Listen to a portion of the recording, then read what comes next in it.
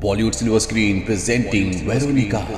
ये कहानी एक सच्ची घटना पर आधारित है। कहानी शुरू होती है 15 जून सन 1991 को, जहां हमें पुलिस की बहुत सारी गाड़ियां दिखाई जाती है जो एक घर की तरफ बढ़ती चली जा रही है। अब ये सब के सब उस घर के अंदर पहुंच जाते हैं जहां से किसी लड़की ने कॉल किया था कि उसके भाई एंटोनिटो की जान खतरे में है, कोई उसे लेने के लिए आ रहा है। अब पुलिस देखती है कि उनके सामने एक लड़की है जो जोर जोर से चिल्ला रही है। यहाँ से कहानी जाती है फ्लैशबैक में, यानी कि 3 दिन पहले, जहाँ वो लड़की जो चिल्ला रही थी जिसका नाम वेरोनिका है।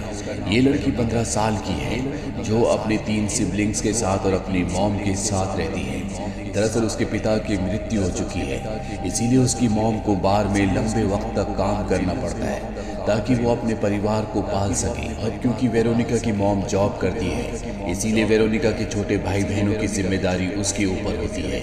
वही उन सब का ध्यान रखती है। वेरोनिका जब स्कूल जाती है तो उसकी टीचर बताती है कि आज सूर्य ग्रहण है, और पुराने ज़माने में सूर्य ग्रहण के दिन लोग बुरी शक्तियों को बुलाते थे, जिसके लिए वो लोगों को मारा करते थे। अब क्योंकि आज सूर्य ग्रहण है, इसीलिए सब के सब बच्चे रूफटॉप यानी कि स्कूल की छत पर सूर्य ग्रहण देखने के लिए जाते हैं। लेकिन वेरोनिका अपनी 2 दोस्तों के साथ स्कूल के बेसमेंट पे जाती है। इनके पास वीजा बोर्ड होता है। वीजा बोर्ड से आत्माओं को अपनी दुनिया में बुलाया जा सकता है, और वेरोनिका अपने पिता की आत्मा को, जो कि अब इस दुनिया में नहीं रहे, और उसकी दोस्त अपने बॉयफ्रेंड की आत्मा को, जिसकी मृत्यु मोटरसाइकिल एक्सीडेंट पे हो गई थी, यहाँ पर बुलाना चाहते हैं। ये तीनों की तीनों वीजा बोर्ड के ऊपर एक गिलास के कप को रखते हैं और उस कप के ऊपर अपनी उंगलियां रखते हैं। बाहर अब सूर्य ग्रहण शुरू हो चुका है, और जिस कप के ऊपर इन्होंने उंगलियां रखी होती है वो धीरे धीरे गर्म होना शुरू हो जाता है, जिस वजह से वेरोनिका की दोनों दोस्त अपनी उंगलियां हटा लेती हैं। लेकिन वेरोनिका की उंगली अब भी उसके ऊपर होती है, और कुछ ही देर बाद वो टूट जाता है, जिससे वेरोनिका की उंगली कट जाती है और उसका ब्लड वीजा बोर्ड के ऊपर गिरता है। वीजा बोर्ड पर आग लग जाती है, और वेरोनिका कुछ न कुछ बड़बड़ा रही होती है, और वो अपनी दोस्त के कान में कुछ कहती है, जिससे उसकी दोस्त डर जाती है। और इसके तुरंत बाद वेरोनिका बहुत जोर से चिल्लाती है, जिससे बेसमेंट की सभी लाइट्स टूट जाती है और वो बेहोश हो जाती है। वेरोनिका की जब आँख खुलती है तो वो स्कूल की नर्स के सामने होती है। वो वेरोनिका को बताती है कि हो सकता है कि तुम्हारी बॉडी में आयरन की डेफिशिएंसी है, इसीलिए तुम बेहोश हो गई थी। लेकिन वेरोनिका को पता है कि कुछ ना कुछ गलत हुआ है, और जब वो स्कूल से बाहर जाती है तो देखती है कि ऊपर से एक नन उसे देख रही है। और वेरोनिका वापस अपने घर आ जाती है, और जब वो खाने की टेबल पर बैठती है और खाना खाने की कोशिश करती है तो उसे ऐसा लगता है कि कोई उसे खाना खाने से रोक रहा है। साथ ही उसके शरीर पर अब अजीब से पंजों के निशान भी होते हैं। वेरोनिका को घर में अजीब अजीब सी आवाज़ें भी सुनाई देती है।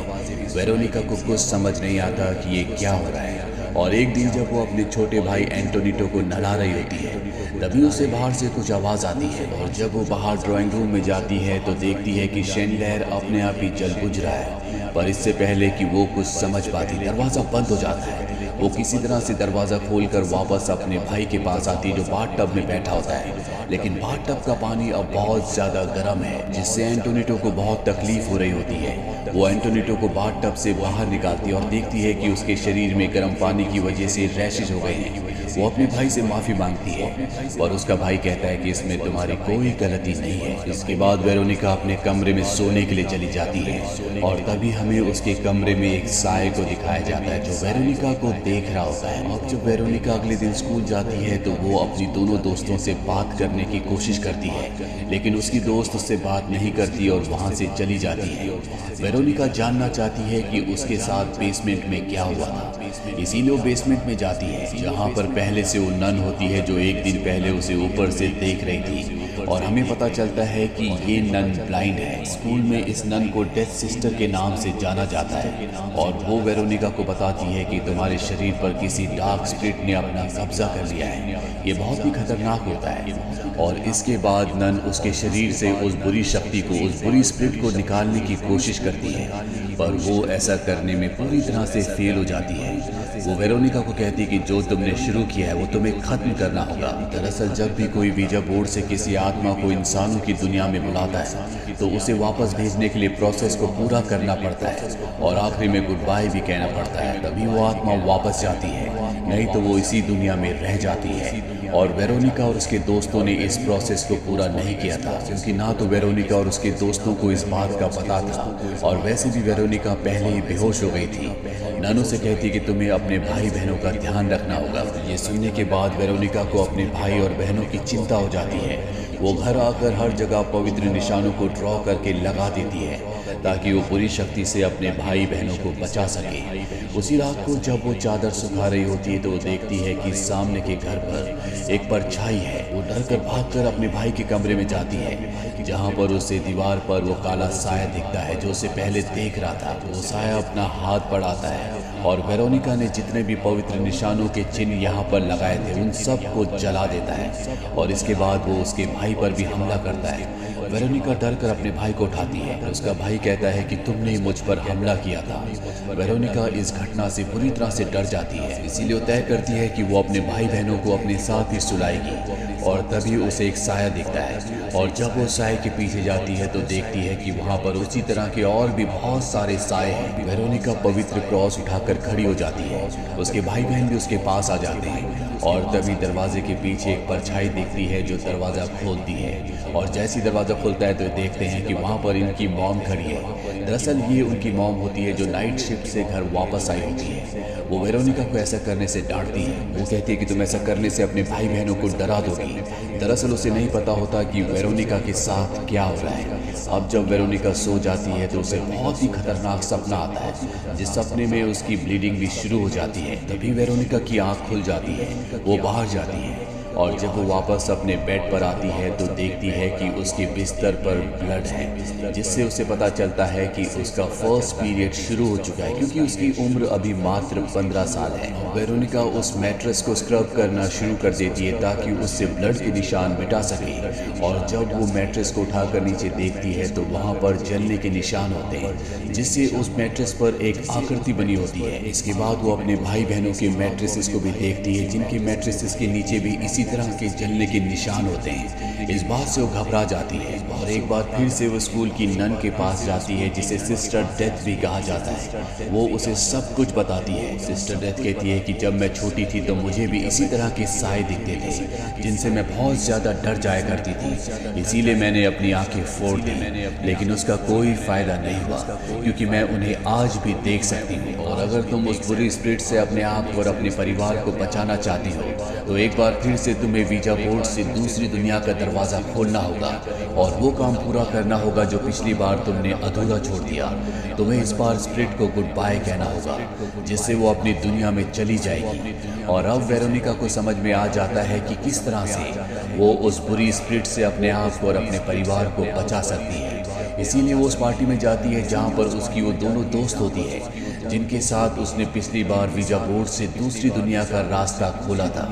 वो उनसे मदद मांगती है, लेकिन वो उसके साथ अब इस काम में नहीं आना चाहती। और तभी वो लड़की जिसके कान में वेरोनिका ने कुछ कहा था, वो बताती है कि तुमने कहा था कि मैं 5 दिनों में मर जाऊंगी। और वेरोनिका वहाँ से वापस अपने घर आ जाती है, और वो किसी भी कीमत पर उस बुरी स्पिरिट से छुटकारा पाना चाहती है, अपने परिवार को बचाना चाहती है। इसीलिए वो तय करती है कि इस बार वो अपनी फ्रेंड्स के बदले अपनी सिस्टर्स को वीज़ा बोर्ड के सामने बैठाएगी, और उसे एक्टिव करने के बाद वो उस बुरी स्पिरिट को गुड बाय कहेगी, जिससे वो हमेशा के लिए यहाँ से चली जाएगी। वो अपने छोटे भाई एंटोनिटो को किताब में पवित्र सिंबल दिखाती है और कहती है कि इसे घर की दीवारों पर बना दो।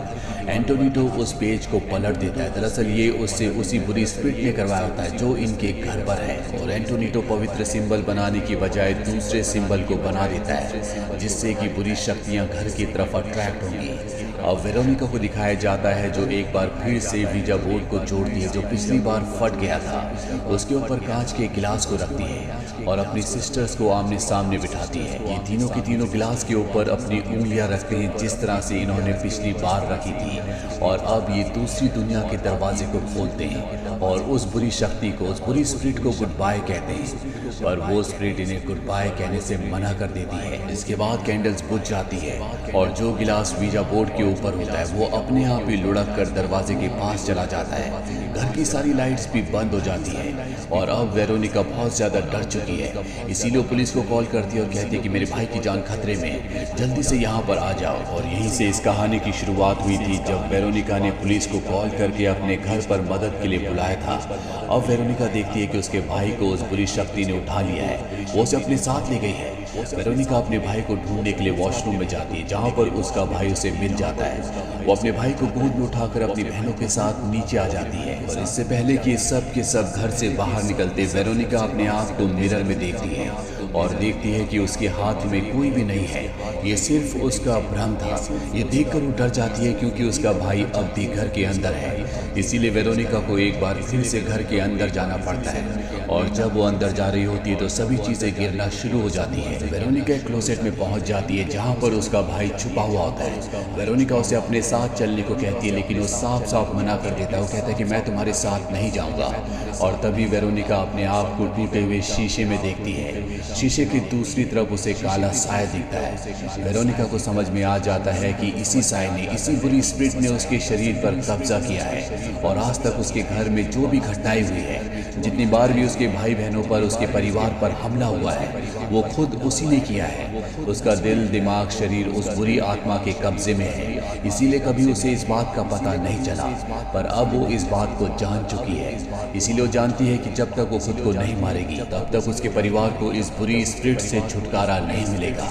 इसीलिए वो अपने आप को मारने की कोशिश करती है लेकिन वो स्पिरिट उसे रोक लेती है और हवा में उठाकर उसे टॉर्चर करना शुरू करती है। और ठीक इसी वक्त पुलिस वाले यहाँ पर आ जाते हैं। वो वेरोनिका की ऐसी हालत देखकर घबरा जाते हैं क्योंकि वो हवा में उड़ रही होती है, वो तड़प रही होती है और अगले पल वो नीचे गिर जाती है। इसके बाद वेरोनिका को एम्बुलेंस से हॉस्पिटल ले जाया जाता है। वहीं घर में डिटेक्टिव को दिखाया जाता है जो यहाँ पर इन्वेस्टिगेशन कर रहा होता है और तभी वेरोनिका की फोटो में अपने आप ही आग लग जाती है। ठीक उसी पल उसे कॉल आता और बताया जाता है कि वेरोनिका की मृत्यु हो गई है। डिटेक्टिव को इस बारे में कुछ भी समझ नहीं आता। अगले 5 सालों तक उसे समझ नहीं आता कि किस तरह से वो इस केस को एक्सप्लेन करे। और 5 सालों बाद वो वेरोनिका की केस की फाइल में लिखता है कि ये एक पैरानॉर्मल एक्टिविटी का केस था। इसके बाद इस केस को बंद कर दिया जाता है और उसी केस की फाइल के आधार पर इस फिल्म को बनाया गया है। तो ये थी एक सच्ची कहानी फिल्म वेरोनिका की। ये फिल्म ईयर 2017 में रिलीज हुई थी। IMDb पर इसकी रेटिंग है 6.2। उम्मीद करते हैं कि ये कहानी आपको पसंद आई होगी।